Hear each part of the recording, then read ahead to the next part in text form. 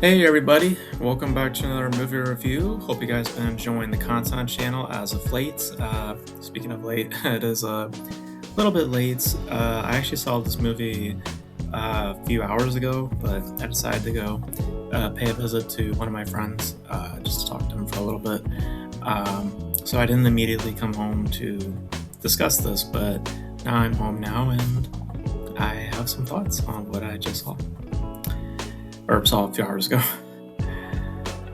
That movie that we're going to be discussing today is The Christophers, which was directed by Steven Soderbergh, who you guys might be familiar with the Oceans movies, Oceans 11, and I believe he did 12 and 13, I believe. Of course, he's done other movies here and there. Most recently, he did movies such as Kimmy, which I thought was okay.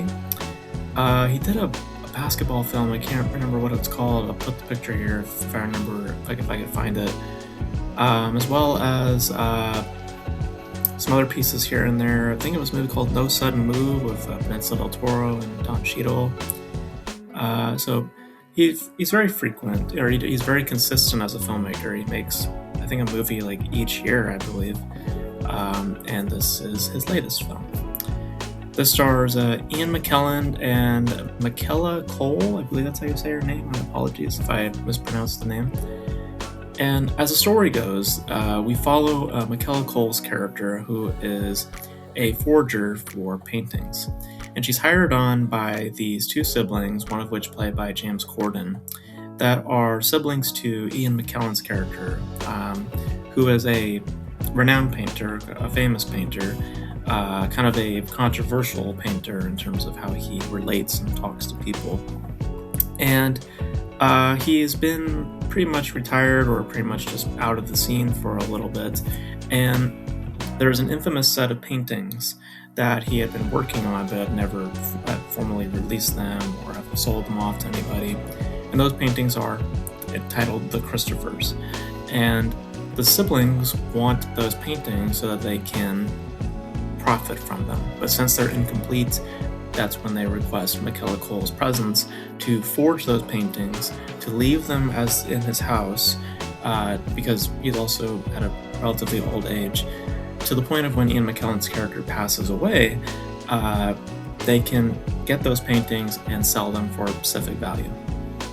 So Michaela Cole's character involves herself in Ian McKellen's home, and the two of them strike up a certain specific kind of bond that works only for them and falls into the vein of friendship, of hostilities, but more or less that of a discussion about each other and the function of and the motivations to what they do, why they do the things that they do, behind the actions, why they do the things that they literally do, and their motivations to create, amongst a bunch of other things that the movie discusses. But when I went into this, I wasn't really, I didn't exactly know what it was going to be about outside of, art and about paintings. And, I was intrigued by the trailer, but I was not really anticipating by the amount of detail that the movie possesses, because it's extremely detailed. There's a lot of details that you can unpack from this, both on a thematic level and both from characterization, because it's a film that is very much so a showcase of two performers and, allowing these two characters to just exist and not to play around with certain, dramatics or, elements or plot lines. In the vein of a Soderbergh movie, kind of in relating to like the Oceans films, for an example, this does have a heist sort of layering to it, where there is a goal in mind and there is something to possess, in the framework of what's happening here. This forger needing to possess certain paintings so that she can do her work and, turn things around, gain a certain profit or gain a certain value. But the way that we end up in that place, or the way that we end up in that conclusion, is not done in the framework of just stealing. It's more in the framework of what is the value and meaning behind the art itself, and providing that a certain kind of texturing within the understanding of these two individuals and how they interact with each other and what they come to in terms of a friendship. And for me, I found the entire thing to be very compelling. And I found that these two performances, especially, to be very, very good. I thought Michaela Cole in this was really great.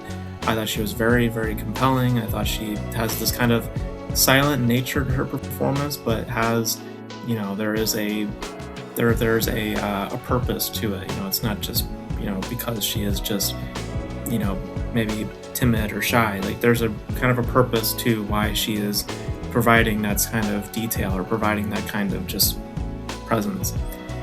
And then you get to Ian McKellen, who I think just completely is the showcase of this. He is, in my eyes anyway, brilliant in this. In many ways, I relate to the performance as like a Scrooge. He is bitter, he is cynical. In many ways, he's also depressed and lonely, very apparently so. When you first meet him, he's just like kind of just taking up the air of the room, just speaking and talking at length. And it showcases that character's need for social interaction, that need for some sort of lifestyle outside of the confines of his home. And all those traits are exhibited just brilliantly through Ian McKellen. I think he does such a great job in this. In some ways, I can also equate the performance to be like that of like Daniel Day-Lewis from Phantom Thread. Like, he just has this aura to him that is both sympathetic but also narcissistic, cynical. There's a lot of reasons to not like the guy. But buried in all that, there's a genuine person, and there's a person there who's trying to come out, but he's buried under all these things that I have just mentioned, and in many ways, it's very hard to like him,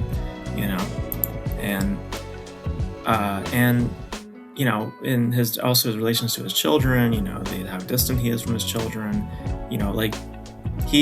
He's not an all-around good guy. He's said it himself that he's a broken figure at one point in the movie. And the movie relies upon these two performances to really maintain the spirit of what it's trying to get at, about, the meaning behind creation and the meaning behind the things that you do, just generally speaking, why you do the things that you do. I thought these two performances are the entry point to those ideas, and it's just a great pair up. And I really, really love these two performances here. And I think that it's also really well written. I think to some extent it's a bit wordy for my taste, and I will also admit that some of it's a problem with me, not a problem with the movie, but I couldn't exactly sometimes pick up on all the wording, because either it's maybe a fault of the script, but in other points it's the accents. Sometimes I'll admit, when I'm hearing hearing some of the words play out, I'm like, I don't exactly know what they're saying, but I get the entire point of their relationship, of what they're getting at with this friendship, or getting at with these two characters interacting with each other. It's about ultimately bonding over creation, and about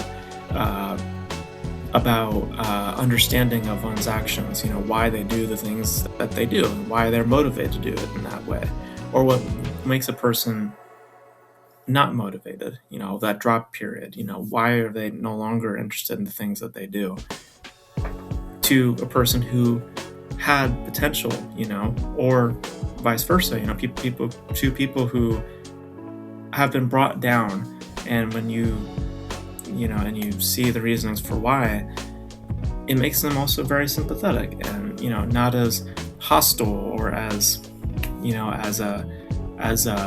uninteresting. There is a lot of meat to them as characters, and a lot of that stems from the screenplay, and a lot to do with the sense of pace that Soderbergh is delivering. I love how a lot of times, like, the camera is just following the character, not necessarily having to frame aesthetic or show pretty frames and anything like that. It's all to do with just focusing on the characters and focusing on these dynamics play out. And it's very isolative. It's a very intimate setting. It's very, very much so taking place in this one house, and I love it more for that, because it just personalizes the setting, or makes it more personal, the setting, not necessarily where it's needing to be bigger, to make a certain kind of point. That being this nice and intimate, it just makes it, even more, it makes it even more alive in some ways in terms of what it's getting at, and creates a more fascinating discussion, within what it is that they're discussing, making those conversations more meaningful in some respects. So I really enjoyed myself. I really enjoyed myself with this, and in a lot of ways, you could just boil this down into a ramble. It could just fall into just basically that of a ramble of about cynicism, about one's purpose in life, or the function to one's purpose, or just the function of a person in general. It could fall into basically that of a philosophy and moral discussion. But it's the way that it attacks that, and through these two performances, that it makes it feel so alive and make it feel so meaningful to me. And the efforts of its screenplay, which I believe are done by Ed Solomon, I believe is his name. That and the choice of framing and pacing that Soderbergh chooses within his within the choice of focusing squarely on the characters and not having to have it be about all aesthetic and stuff like that. It really makes it more personal and more intimate and just more focused as a result. So I really enjoyed myself with it. I think there's a lot you can get out of the film, and because of that, I think that it makes for something very, very, very intriguing, very interesting, and largely just informative. There's just a lot that you can get out of the film in terms of just discussion, and I love movies when they do that. And The Christophers is definitely one of those. So yeah, those are my thoughts on The Christophers. I really enjoyed it. I think that both the performances are great. Ian McKellen especially, I think he does a terrific job in this. But you guys, your thoughts on The Christophers, if you guys have seen it. I think it has a small limited run, at least out here. But you guys, let me know if you guys have checked it out, and let me know your thoughts on Soderbergh. I know he's been doing movies every year, it seems, but let me know all your thoughts in the comment section below. And that's gonna be it for this video, guys. Thank you guys for tuning in. I'm gonna have my dinner now because I'm a little fuzzy, so apologies, my thoughts are a little fuzzy, but I'm gonna head out now. So thank you guys for tuning in, and until then, I will catch you guys in the next video. Bye.